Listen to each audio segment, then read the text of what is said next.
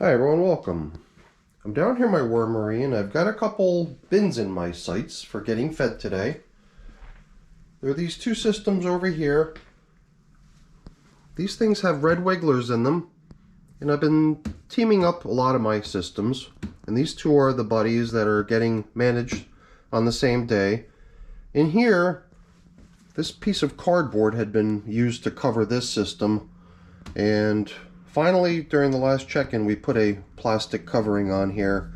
So I'm assuming we're going to find pretty good conditions underneath the plastic in each of these.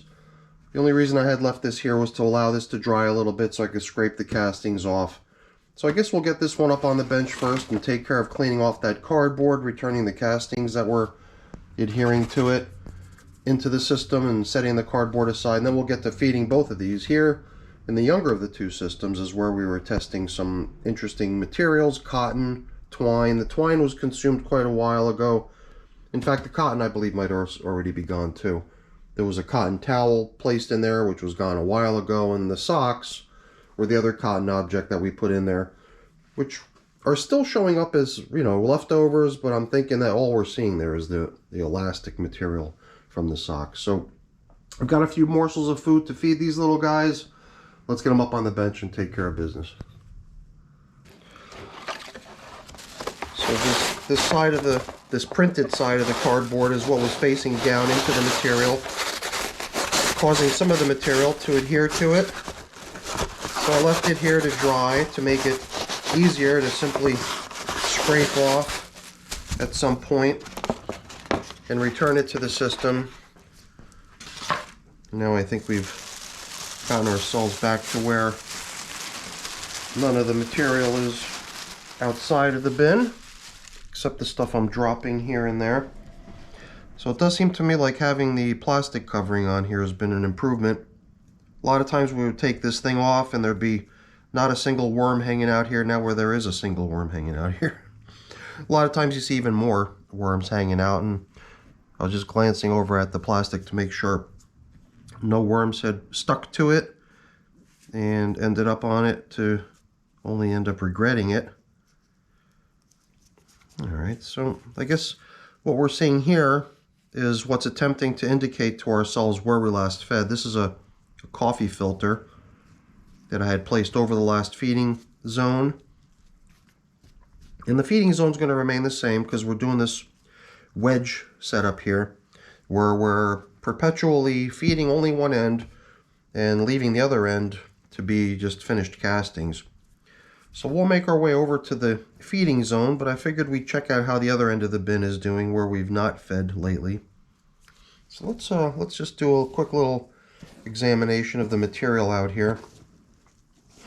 This is now feeding 5 of this wedge pattern. It's been going on for, I believe, 44 days now of only that end of the bin getting fed.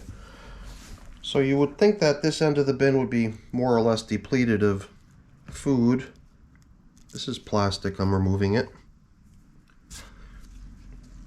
But as you can see, there's little bits of, you know, food and bedding and little scraps of stuff. And even some worms hanging out in it, which is kind of cool. I don't know, if memory serves me correctly, while that cardboard was all that was covering things here, stuff on this side had appeared to go a little bit dry, and it might have just been the feedings on the opposite end that were providing enough moisture to keep things comfortable. And it did seem to me like, I think if I'm remembering correctly, that this end of the bin had gone almost completely empty of worms. I think we would look out there and find virtually nothing, but it seems like ever since the plastic coverings were put on here, things are doing a little bit better. I'm not even sure if I'm remembering correctly. Here too, this just does not strike me as a compostable material, although I could just be mistaken.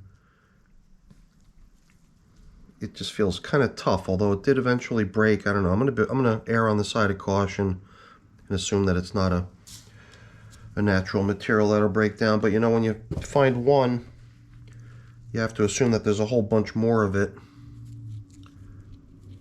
So I don't know. We'll see. So here in the middle of the bin, I would assume that maybe the worms are still finding some residual bedding materials or possibly food bits that got nudged over last time we opened up the feeding end of the bin to give them their most recent feeding. So maybe some scraps of food and some bits of bedding got nudged over in this direction. Here too, it's like a really tough piece of wood or something which doesn't even want to snap. And I don't even know what it is for that matter. I think I'm going to remove this too. There is a good bit of residual stuff throughout this material all over the place. But I guess as long as you keep providing the worms with some fresh nourishment, they're not going to worry too much, evidently. So, this piece seemed like it was going to break a little bit more readily, but I'm going to remove that too. But I'm starting to wonder if it might be time to transition this system to just foraging, letting the worms really pick off all the remaining bits of this and that throughout the material, because there does seem to be a good bit of it, but not today. We're gonna go ahead and give them their feeding. So I'm just opening up that edge of the bin where the feedings have been getting applied now for the past 44 days, and at the same time we're going to get a chance to see how the leftovers from that last feeding 12 days ago are holding up. I'm not sure what to expect. I don't really recall what was fed here, but we'll get to see. Here we've got a piece of corn cob. Ooh, and we got some worms. And here we got the stem of a pumpkin. The corn cob has been probably in here for a while. I don't know if we fed corn cob to them during the last check-in. This looks to me like a piece of paper towel. Interestingly enough, not showing many signs of wear. That's a little bit peculiar. Especially after all that time. I just wonder if it's because maybe it was jumbled up. Perhaps a bit too tight. Here too. Not a lot of evidence of worm activity on this stuff.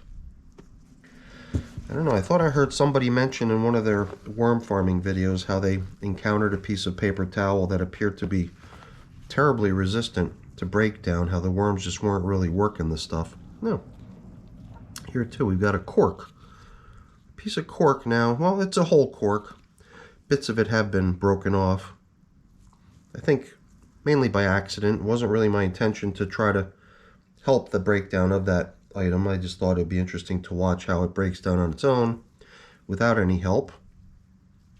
So I've been trying to be careful, although there was one point in time where it did seem like I chipped off a little piece of it, and I told myself then that I was going to try to not do that going forward and allow just the worms to work it down and see how long it takes. And it's been in service for years now, going from system to system, getting gradually worn down, but it obviously has a long way to go. Yeah, I'm still seeing little bits of leftovers, not only of the, I guess the bedding materials that were placed in here with the food, but also some more fibrous bits of leftovers, whatever that was. Here's some more bits of this and that. So let's open up that far end of the bin so we can give them their feeding today.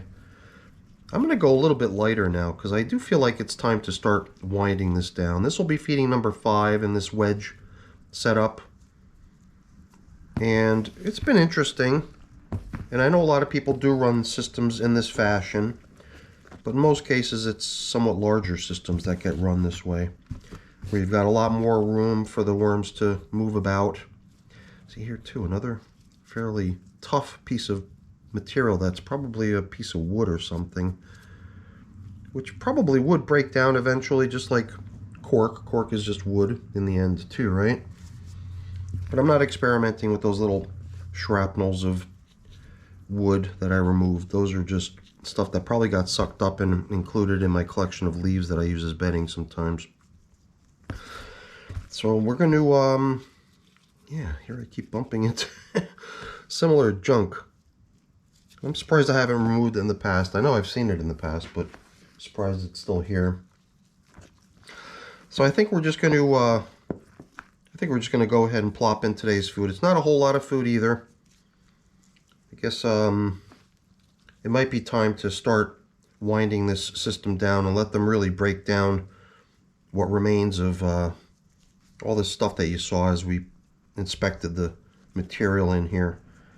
It does seem like they've got not only these leftovers to work down still, as well as what we're feeding them today, but anything else that we encountered along the way, all these little bits of stuff out in the material. So either way, we're going to stick to this wedge pattern of feeding now for the 5th time, and I guess we'll leave it up in the air and decide later whether we want to do it again or if we're going to possibly, you know, consider this as one of their last feedings and attempt to migrate the worms out of here. But we're going to replace that feeding zone indicator because it was pretty much gone. I threw it in here as just, you know, extra bedding, and we're really not giving them any fresh bedding. As you can see, we're just reusing what was there already, and I'm hoping that by placing some of these yummy foods right on top of that piece of paper towel that we're really going to finally see some action on it. I hope it's not some sort of unusual paper towel that's loaded with, you know, artificial materials that aren't going to break down at all. My hope is that the worms will recognize that as a carbon-based food source, or more a carbon-heavy kind of food source. Everything's carbon-based in the end.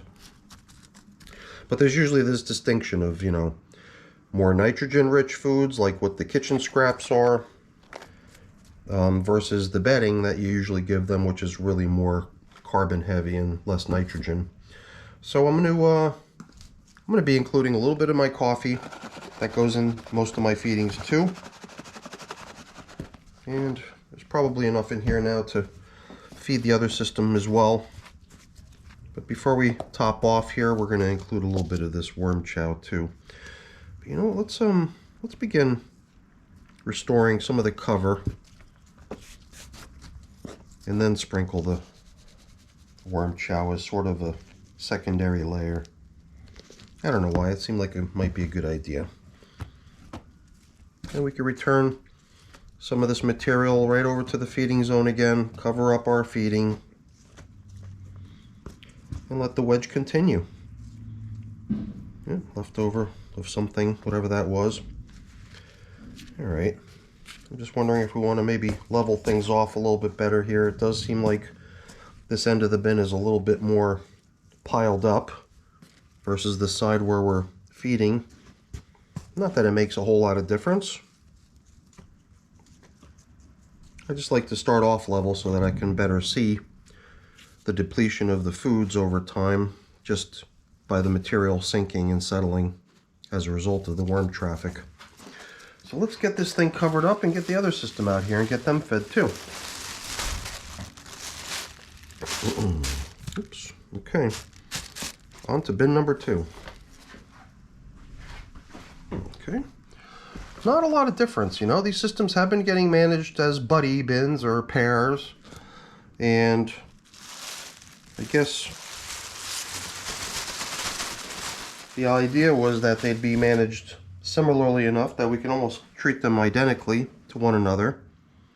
So they've been getting the same sort of treatment, the same sort of food, same quantity of stuff, same management approach for the most part. So let's look around here too. Somehow I get the sense that this system might have a little bit more moisture content to it. Everything just seems to be a little bit darker in color, presumably because of the additional moisture content. I don't think that's a problem. In fact, I think it might be even to the benefit of this system that it's a little bit more damp. It tends to help the worms work down the materials that they're tasked with eating. And the moisture, I think, also contributes to them just being more happy. They can breathe more readily since they breathe through their skin, and they require moisture to make that happen. And makes me wonder if we maybe should let this thing start drying off a little bit, maybe. If what we want to do is inspire these worms to eventually exit the material that they're in, they won't do so until the stuff becomes a little bit less comfortable to be in. And that usually means you let it dry, and then they go looking for something better. So maybe we'll leave this edge a little bit uncovered, let it start airing out, let it start evaporating some of the moisture content. Then we'll probably end up with two bins that are a lot more similar to one another. Somehow I also sense that this system just has a little bit more material in it, even though it's younger, and I think that this is maybe feeding number 22 here, and the other bin I believe received feeding number 24. This system, I must have just been more generous in general going through all the different feedings, even though there have been fewer feedings in here. Perhaps they were larger or included more bedding or something along those lines. Okay, I am curious to see how those socks are doing. For a while now, we just haven't seen a great deal of change in what's left of them. For the most part, the part of the sock that comes up around your calf has been evidently eaten already, but it's that bottom portion of the sock that goes around your foot that seems to be holding out really good, possibly because it's made up of a greater amount of elastic material that will really never break down. The worms just won't eat it. So here you can see it really doesn't show many signs of change. I think any cotton that might have been included in the creation of this fabric might have already been nibbled out, because you can see that it's, you know, not as dense as it had been once upon a time. You can almost see through it. So I think they combined cotton with something else to make this a little bit more springy, so it fits around your foot and doesn't wrinkle up. The part that goes up your leg and wraps around your calf is topped off with this somewhat more elastic cuff on the top. I don't know, I've been calling it a cuff. I'm not sure if that's the right word for it. But since there's two socks in here, we've been encountering two of these. And where's the other one? Yeah, two of these, which just seem like they're not making hardly any progress anymore. Almost telling me that it might be time soon to remove it, but even though there might not be much for the worms to keep breaking down there, it does seem like they like hanging out in this stuff. So I don't want to take it away just for the sake of taking it away. I'm going to leave it, and at some point when it comes time to gear these systems up for migration and extraction of the worms, we'll get rid of those things. But for now, it's fine that the worms continue to have access to it. Here too, some leftover bits of paper that were used as bedding in the last feeding. Holding up pretty good, surprisingly. And here and there I'm bumping into the stem of a banana, if that's what this is. Yeah, that's what this is. I saw another one earlier, it's right here. And this seems to be pretty much all that's left anymore. What is that? It almost seems like a piece of human hair, which I guess can happen. And it's also something that the worms can eventually break down, so I'm not worried about it being in the worm bin. It'll go too, if that's what it is. Although if it's not, then maybe it's got a... I don't know. I did finally get a haircut not long ago. I don't know. Do we leave it? Whatever. Quite a long piece of hair. Possibly the longest I've had my hair in a very long time.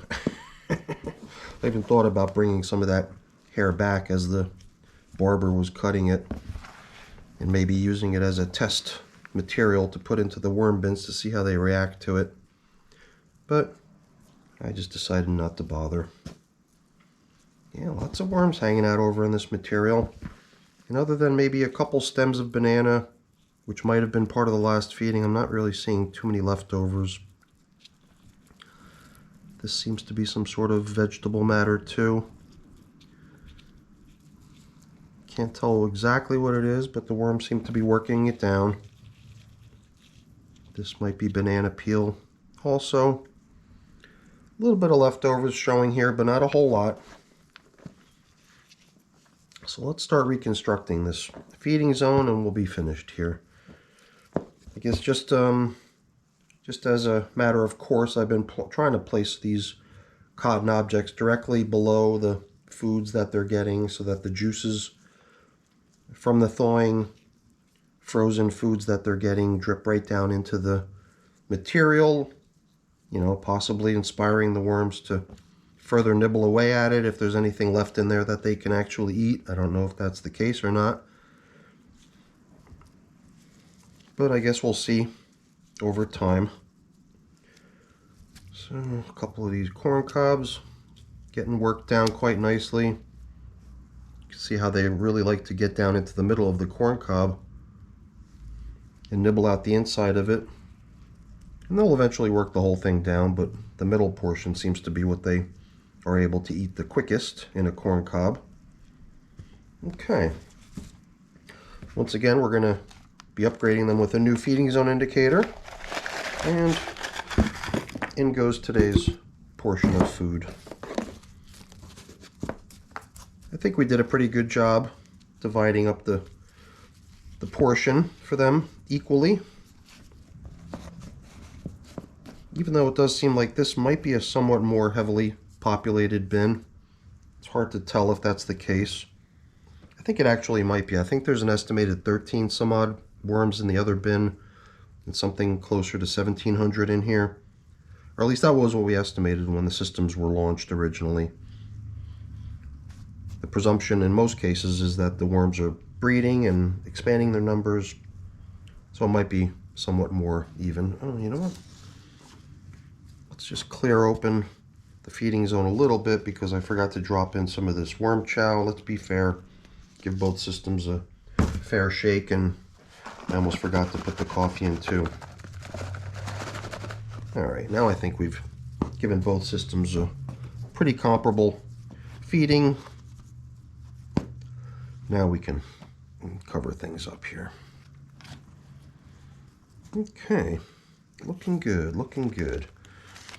All that remains is to put the coffee filter there to show us where we last fed. That too will probably get nibbled away, as we saw with the old ones. And that's fine, that's the reason it's there. And that's the reason I use paper. So I want them to nibble it away. I want them to nibble everything away. So I think we've come to the end of checking in on our red wiggler worm bins. Cotton might be near its end. For that matter, both of these systems might be near their end at this point. But either way, we're going to stick to this as just regular feedings on the wedge pattern, where the feeding keeps going on that side. Yeah, I think we did actually talk about it, so let's not be repetitive. All right, everyone, that's it for today's video. Hopefully you enjoyed it. I got a few things I've got to take care of putting away and cleaning up, but I'm not going to take up your time with that stuff. It's boring.